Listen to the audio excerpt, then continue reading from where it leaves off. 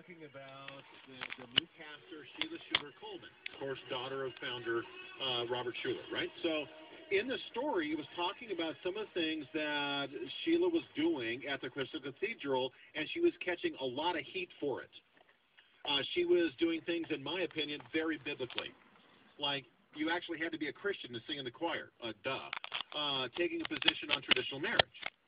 And the list goes on. So getting it very biblically. And so I was talking about it and reporting on it here on the show. Somebody called her. And she called in, and I was the first time I ever met her, and she was on the show, and we talked about it. And I've been cheering them on because she's really trying to do things right down at the Crystal Cathedral. Then, of course, the whole thing's going on with the bankruptcy, and then the Catholic diocese is going to buy it, or is it Chapman, and all that goes on. The Catholic diocese ends up winning the bid, if you will, in bankruptcy court, and the Catholic Diocese of Orange has now taken possession of the Crystal Cathedral as of, I think, like February 3rd or something. So I asked her, would you please come on and sort of talk about things from your perspective, because all kinds of things are swirling. There's a lot of untruths and mistruths and just spin that's going on, and I wanted people who have been following what's going on to hear it from the pastor herself. And so, Pastor SHEILA Coleman, welcome back to the Frank Pastore Show. Hi. Hi, Frank. Thank you so much for the opportunity to talk to you again and all your wonderful listeners. All right, so the number one question, I think, is, so what are you going to do now that you lost your house? What are we going to do now that we lost our house? Such a good question. First of all, escrow closed. And we weren't sure what God was going to do until escrow closed. And I remember the day it closed, just a little over a week ago, yep. And it was not a good day for me. I was like, really, God, really? And but I found myself facing my congregation that Sunday, and I heard myself reading from John 14. And in John 14, Jesus said that I have a house for you. I go to prepare a house for you. Mm. And in that house, there are many, many rooms.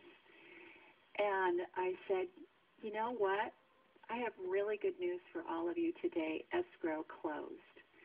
Because escrow closed on our eternal home when Jesus Christ paid for us in full by dying on the cross. Right. Our eternal home, that escrow has closed, Frank, and we will never, ever, ever lose that house.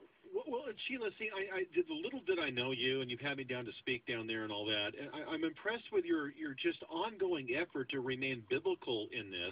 And it was never about a facility. I mean, that's sort of wrong thinking, yep. For you. No, it's not the building. That's right. not who we are. We're the church. Right. I like to say at Crystal Cathedral, we are not about a church building. We are about building a church. And that's what we have to be about. And this has been a very painful journey, I've learned so much through the journey. And I've learned that things can become too important. I think that even churches can become too important. And when they become more important than God, we have to be careful that we don't start worshiping even our churches and even the buildings. And so sometimes I think God has to pry things out of our hands in order to say, hey, you got your priorities all wrong. It's about me and worshiping me and only me. And so, we've had to learn to do that. We've had to learn to let go. And I found that through losing this campus, it's an iconic campus. Sure. But losing it, I hear from so many people, SHEILA, I lost my job, I lost my home, I lost my husband, I lost my child, all of the things that they've lost. And I realize, and they say, but I've seen how you're going through this, and I can relate to you.